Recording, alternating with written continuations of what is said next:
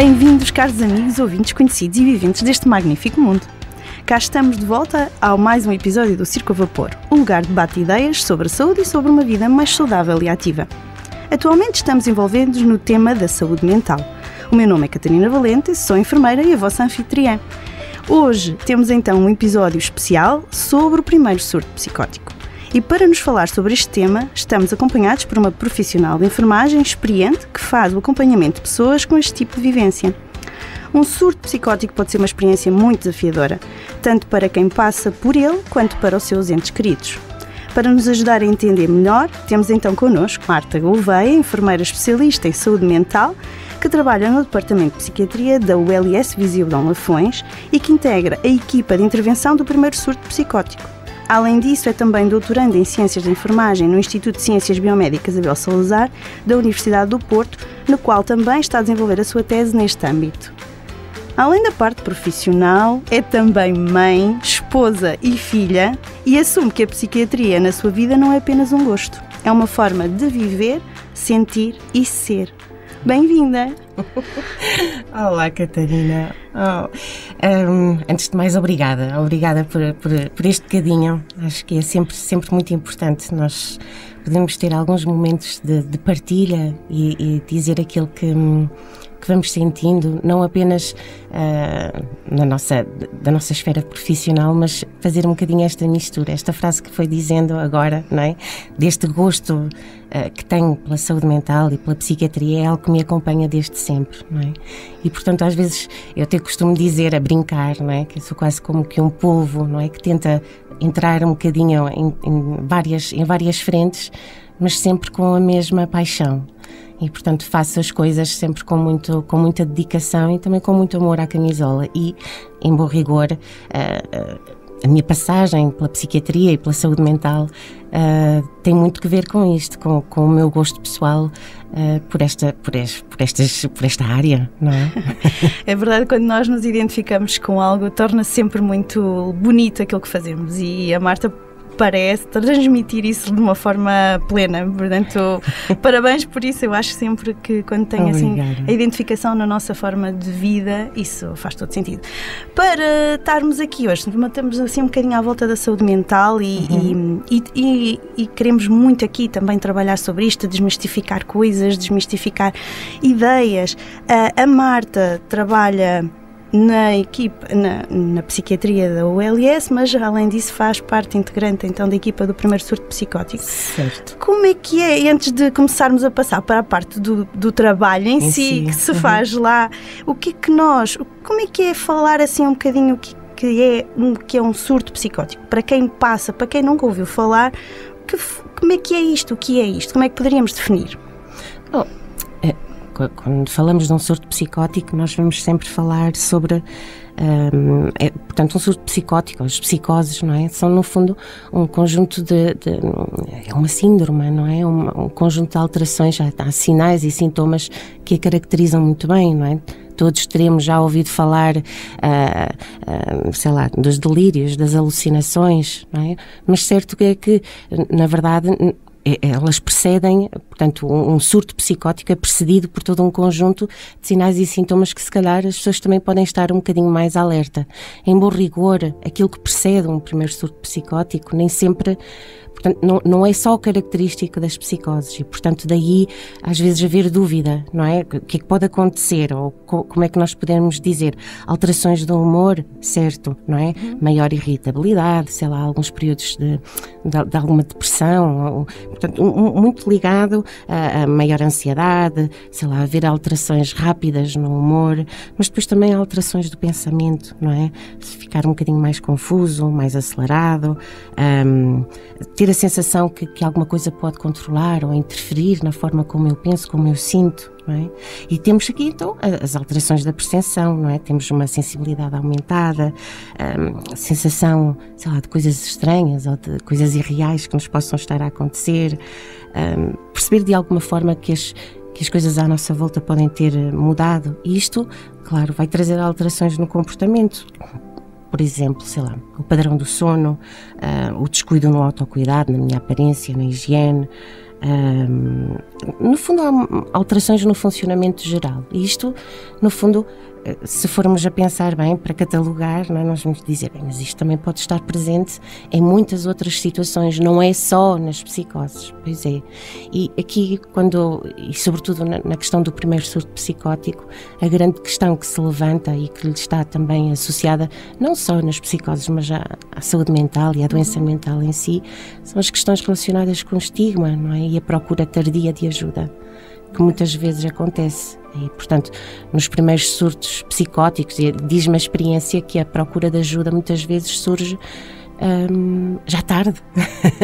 Isto quer dizer então que muitas vezes acontece isso e não é reconhecido? Estes tipos de situações, os familiares ou as pessoas mais próximas normalizam alguma coisa? Em certa medida, porque a evolução destes sinais e destes sintomas ocorre ao longo de um período que pode ser bastante longo, não é? E podem ser alterações às vezes mais acentuadas, não é? Pode haver assim alterações mais marcantes e que a própria pessoa também sente, mas depois aquilo as pessoas vão tentando compreender, vão tentando normalizar e vão tentando deixando passar, não é?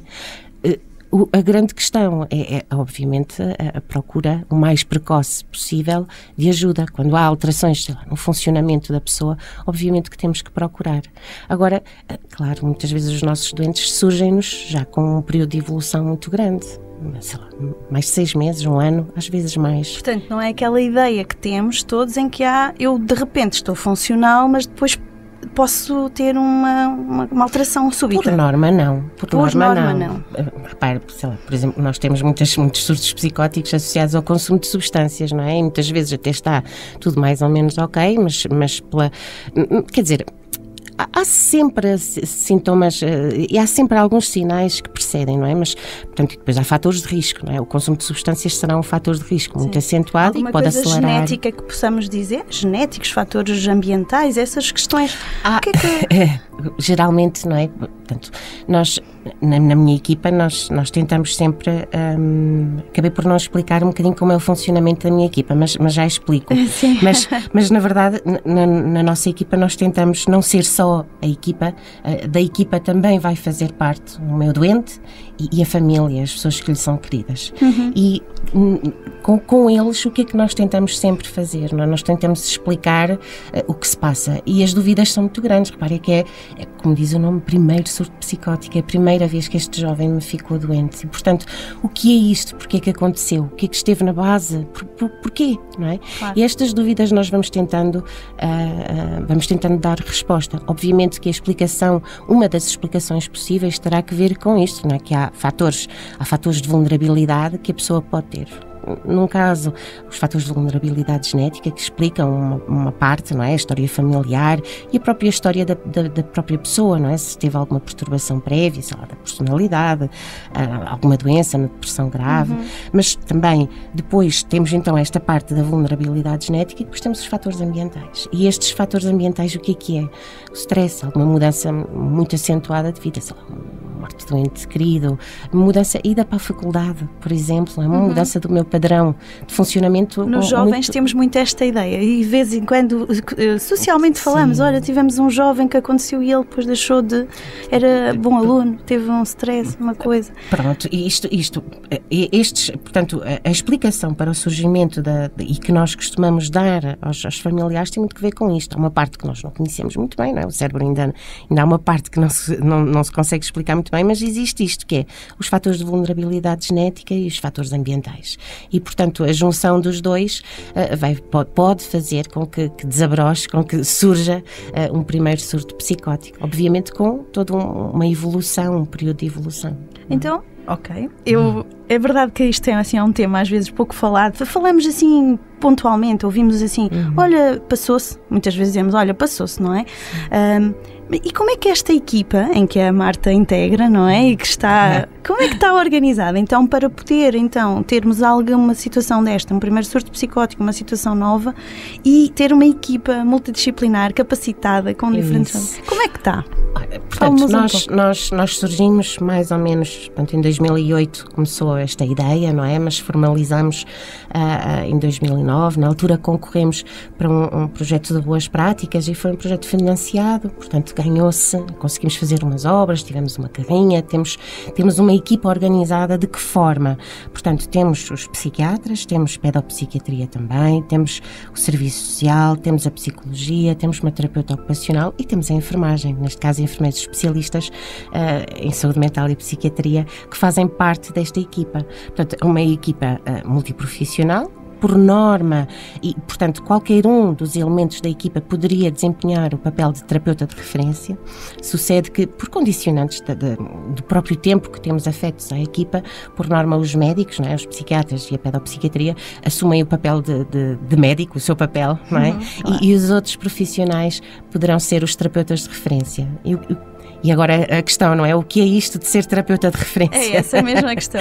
Portanto, o terapeuta de referência vai ser a pessoa que está mais próxima, no fundo o gestor de caso, não é? Portanto, é a pessoa que vai estar mais próxima da família, do doente, é a pessoa que vai fazer a ligação e a ponte entre todos os outros profissionais. Por exemplo, eu, Marta, não é? Posso ser o terapeuta de referência de um determinado doente, mas eu posso precisar, em determinada altura, ou entender que aquele meu doente precisa de apoio psicológico, uma intervenção da parte da psicologia ou da parte social e, portanto, entre nós vamos nos articulando de maneira a poder haver este tipo de intervenção.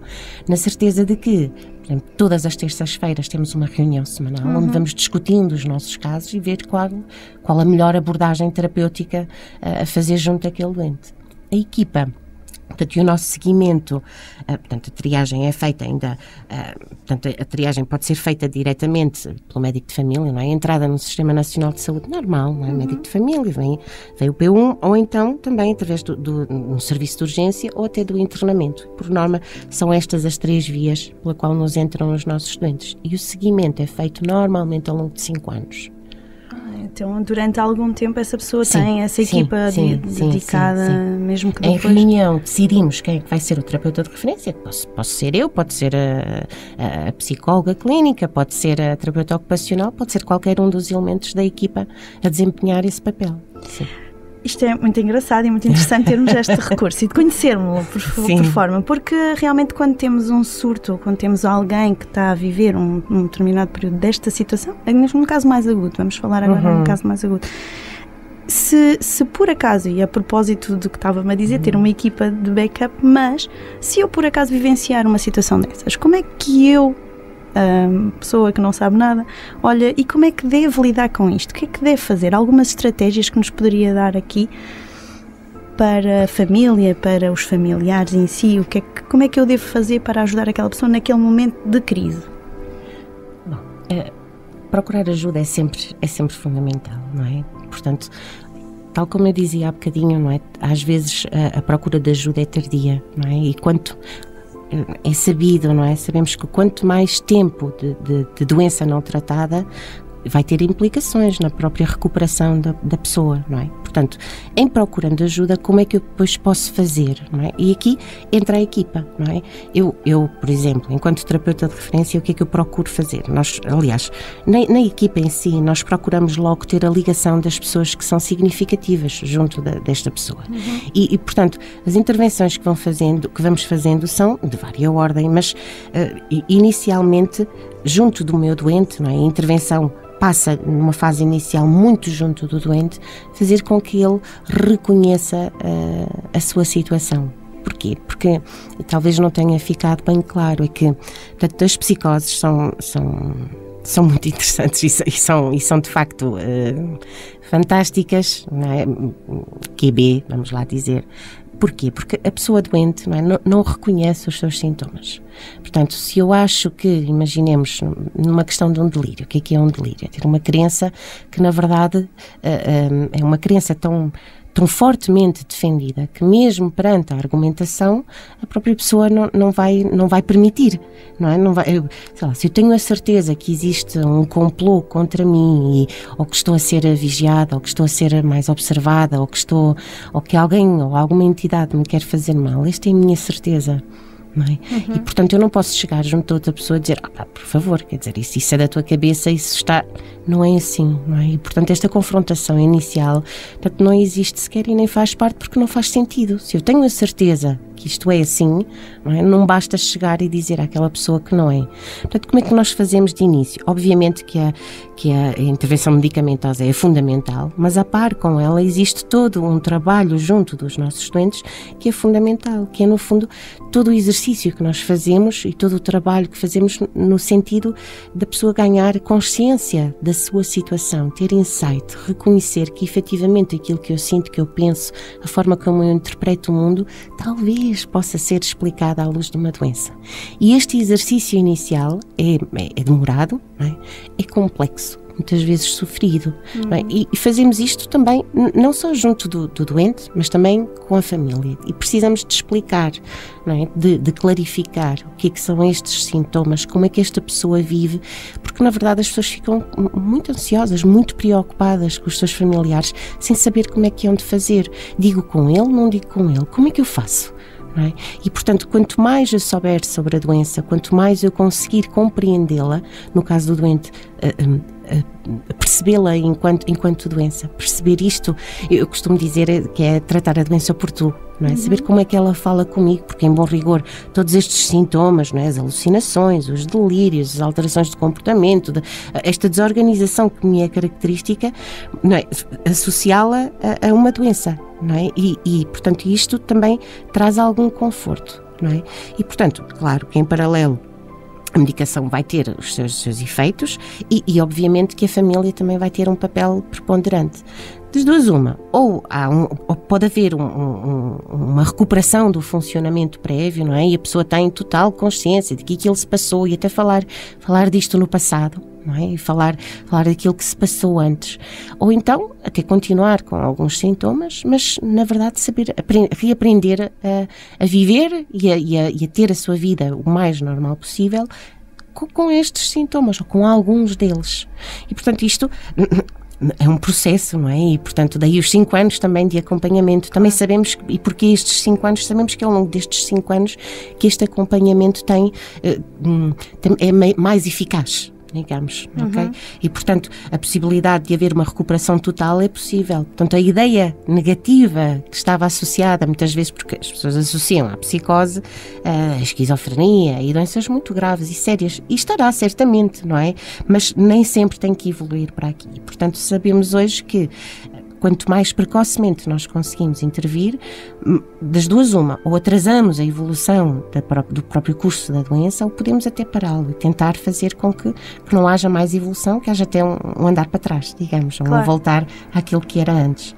Ora, claro, aqui... É variabilidade individual, mas são todas diferentes, não é? Ou não? Podemos dizer que tenho que conhecer a pessoa para conhecer a doença? Não, há sintomatologia que é característica, não é? Que é muito característica. Obviamente que eu às vezes brinco, e digo que isto é como ter um quadro em branco e cada um vai pintá-lo à sua maneira. Temos uma paleta de cores e cada um vai fazer e não vai haver 2 quadros iguais, não é? Se eu posso achar que a máfia me está a perseguir, o outro já pode achar que simplesmente as pessoas... estão a roubar ou estão a prejudicar de alguma forma. Isto são delírios paranoides, não é? Não tem que ser sempre assim. Claro. Não é? Pode haver coisas também mais ténues e daí também a dificuldade. Agora, dizer que portanto, e estamos numa fase em que a saúde mental está muito em voga, não é? E todos falamos das depressões, da ansiedade e bem, não é? E é bom termos esta possibilidade de falar das coisas, não é? E agora, em bom rigor, as psicoses fazem parte de um grupo de doenças que podem evoluir para uma doença mental grave e, portanto, o recorrer à ajuda diferenciada o mais precocemente possível é muito, muito importante. E, de facto, aqui entram um bocadinho as questões do estigma e das crenças que as pessoas têm associadas à doença mental também, não é? E aqui é um problema social que também temos e que temos em muito que tentar trabalhar como melhorando a literacia das pessoas neste âmbito, não é? Ainda há muitos mitos à volta destas questões. Muitos. Um deles é para toda a vida, acabou, não é? Aí é que está. Tira umas palavras da boca, porque e aquilo que acontece e que nós temos na nossa equipa, nós acompanhamos doentes mais ou menos dos 14 aos 40 anos, portanto é a idade de entrada e a idade prevalente, onde mais surgem este tipo de situações. Em bom rigor, nós temos N jovens que passam, portanto, que conseguem tirar os seus cursos, fazer a sua formação profissional, ter uma família, ter um trabalho, fazer a sua vida o mais normal possível, coisa que era diferente daquilo que era visto antigamente e ainda muitas vezes hoje se vai pensando dessa forma, mas obviamente que eu acho que o conhecimento neste âmbito também vai alterando e melhorando e, portanto, ainda há muito a fazer, é certo, não é? Porque sabemos, por exemplo, sei lá, basta-nos olhar para os australianos, não é? Eles já procuram nesta fase, já não é encontrar os doentes numa fase de primeiro surto psicótico, numa fase ainda mais precoce.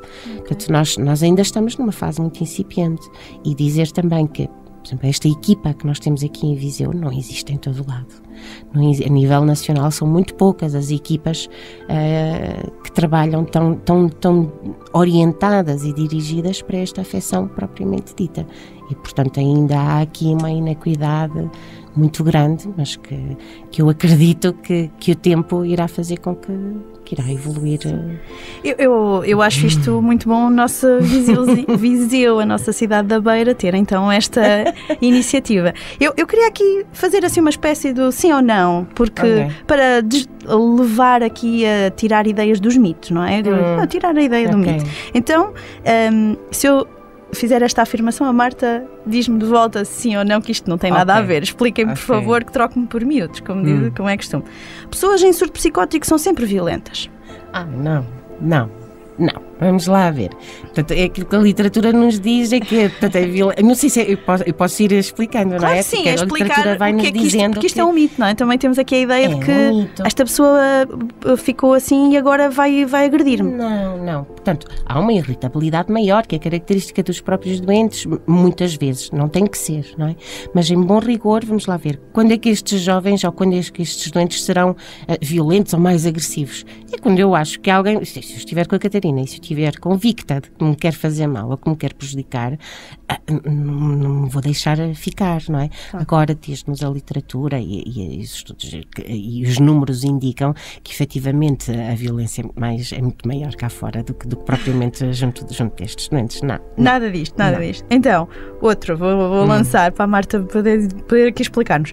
Um surto psicótico é uma ruptura completa e permanente com a realidade.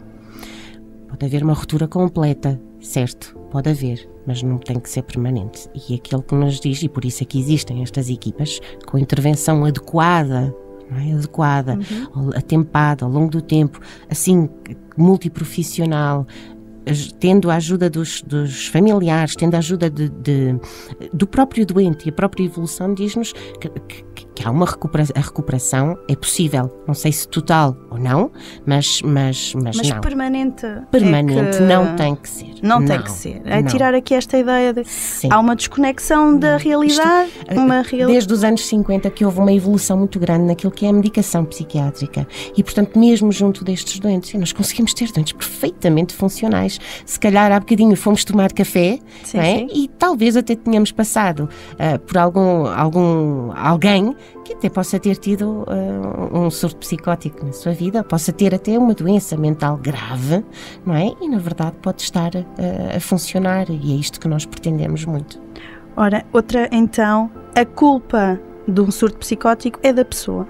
Ai, por favor, isto é como as depressões, é porque lhe apetece, não é? Nós costumamos dizer que não escolhemos as doenças que temos. Claro. E na verdade isto pode acontecer, não escolhe raças, não escolhe etnias e, portanto, a prevalência também diz-nos que, portanto, nem vai aumentando nem diminuindo, portanto, em bom rigor, pode acontecer a qualquer pessoa, não de todo.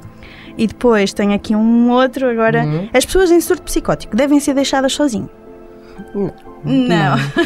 As pessoas, portanto, existe, portanto, e tal como eu disse de início, não é? Há um maior isolamento social, As pessoas até muitas vezes perdem um bocadinho o sentido do prazer de fazer coisas que antes até gostavam mais, não é? Vão se isolando mais. Esta é uma característica muito própria. Obviamente que não devemos deixá-las ao abandono, nem pouco mais ou menos, não é? Pelo contrário. Ajudar, partilhar, estar presente, ser empático também. Sim, claro que sim, não é? Tentar dar os seus espaços e dar o seu período de recuperação. Não vamos confrontar, não vamos ser mas isto nós fazemos, o bom senso também tem que imperar, não é? E portanto não os podemos deixar ao abandono, não. Temos que tentar compreender o que se passa, porque tem aqui uma doença por trás, tem uma sintomatologia toda ela que permite e que deve ser acompanhada, não é? Pronto, é preciso ser perseverante também nisso. Isso. Isto é dos mitos, esta questão que eu queria aqui, só fazer um bocadinho advogada do diabo, no fundo. Sim. Só para podermos também olhar para isto de uma forma mais normalizada. Não é uma coisa definitiva, é um processo, é um caminho. Algumas coisas têm que ser trabalhadas e nunca estigmatizar também, não é? De certo modo. É muito difícil, mas sim. Difícil digo eu, porque a verdade é ter pessoas com alguma dificuldade neste lidar do dia-a-dia, provavelmente a Marta saberá melhor. Sim, portanto, olha, a título de exemplo, nós na equipa nós temos umas sessões que nós fazemos as sessões de psicoeducação. Como é que nós as fazemos? Nós juntamos grupos de doentes e juntamos grupos de familiares e fazemos as sessões síncronas, mas separadas. De um lado vai a família, para o outro vão os doentes. E são sessões onde nós vamos abordando as temáticas que nos parecem ser as mais importantes. O que é a doença? Como funciona? A questão da medicação, que é fundamental. A adesão ao regime terapêutico é fundamental. As questões do stress e da ansiedade, muito associada ao modelo de vulnerabilidade, ao stress também. As questões do estigma, que são muito, muito importantes. E tentar aqui também desmistificar e aumentar a literacia das pessoas. Falamos um bocadinho do bem-estar e, por exemplo, da sexualidade, da alimentação. São tudo sessões que nós vamos fazendo para ir de encontro e dando resposta àquilo que são as necessidades destes nossos doentes e das famílias. Fazemos isto nestes grupos e também individualmente. Fantástico. Marta, para terminarmos e porque o nosso tempo vai rolando. Alguma mensagem final que nos queira deixar para quem nos ouve? Alguma ideia dentro desta... Dizer talvez isto, não é? Que um surto psicótico não é uma fatalidade. Não é? Que a evolução da ciência e dos nossos conhecimentos e junto dos profissionais adequados nós conseguimos ter jovens com uma vida feliz também, não é? E que vá de encontro aos seus objetivos de vida e portanto não é de todo algo que nos tenha que deixar totalmente desmoralizados. Podemos seguir em frente. Sim, podemos ter uma vida produtiva, sim. Esta mensagem de boa positividade, olhar para as coisas e bem, não é? Sim. Marta, obrigada, foi muito bom podermos partilhar aqui a experiência que nos traz deste acompanhamento com pessoas que possam experienciar uma situação deste género e que possam vivenciá-las e também alertar alguém que eventualmente possa até ter na sua rede de referência ou a sua proximidade alguma situação deste género, poder alertar e estar mais consciente disso, não é? Catarina, eu queria dizer muito obrigada por este bocadinho.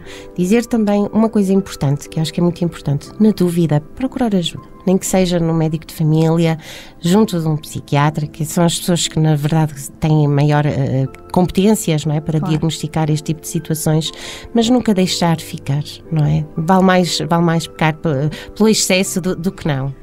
Sempre, não seja só para as psicoses, mas também para o outro tipo de afecções possíveis no âmbito da saúde mental. Pronto, e fica aqui a mensagem final. Estejam atentos, alerta, preocupem-se e vão à procura de ajuda. A informação é sempre um recurso muito valioso e que faz todo o sentido depois na nossa escolha, na nossa decisão, não é? Portanto, em jeito de conclusão e só para terminarmos, os surtos psicóticos, neste caso que estivemos aqui a falar hoje, é uma emergência de saúde mental, é uma preocupação das equipas e que requerem atenção então imediata, especializada. Procurar ajuda pode fazer a grande diferença na recuperação da pessoa e o mais precocemente possível. Agir de forma sensível, informada, é fundamental para lidar então de maneira eficaz e segura com as pessoas que nos rodeiam. Por isso, estamos agora no final do nosso episódio. Só relembrar a todos os que nos ouvem que nunca é demais para seguirem as nossas redes sociais, irem à procura aí do Circo a Vapor no Facebook, no Instagram, e também podem nos ouvir, obviamente, em todas as diferentes rádios que também nos acompanham, como a Rádio Alive do Sátão, a Rádio Escuro de Vila Nova de Paiva, a Rádio Ribatábara de Moimenta da Beira, a Rádio Antena Livre de Gouveia e na VFM de Vouzela. Todos, muito obrigado por continuarem a partilhar as nossas ideias. Este, então, é o podcast do Circo a Vapor, o podcast de conversas soltas sobre o mundo da saúde. Se gostam do nosso trabalho, mais uma vez, divulguem-no, partilhem, está bem? Vão lá. Não se esqueçam e continuem por aí, pois todos juntos seremos muitos a falar de nós. Obrigada. Um beijinho. Beijinhos.